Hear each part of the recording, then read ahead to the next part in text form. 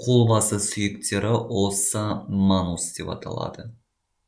Білезік сүйектерінен оса карпалис. Алақан сүйектерінен оса метакарпалис. Және оса дегиторум саусақ бақайшықтарынан құралатын болып табылады. Білезік сүйектері оса карпалис. Екі қатар сүйектерге ажыратылады, жалпы саны 8. Проксимальды қатарына 4 сүйек жатады. Бірінші қайықша тәрізді сүйек ос скафоидум деп аталады. Одан кейін жартылай ай тәрізді сүйек ос люнатум деп аталады. Және үшқырлы сүйек ос трикоэтрум деп аталады.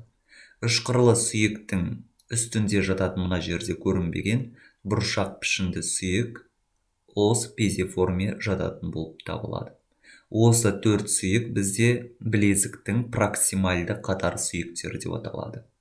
Білезіктің дистальды қатар сүйектері оларға трапеция сүйегі, ос трапезиум, трапеция тәрізді сүйек, ос трапезоидум, басты сүйек, ос капитатум, және ос хаматум ілмек тәрізді сүйек жатқызамыз.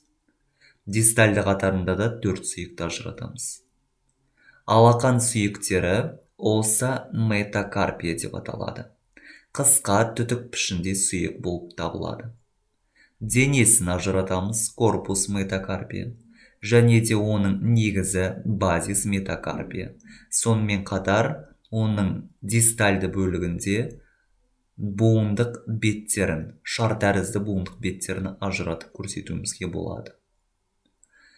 Саусақ фалангаларына келетін болсақ, немесе саусақ бақайшықтары деп аталады.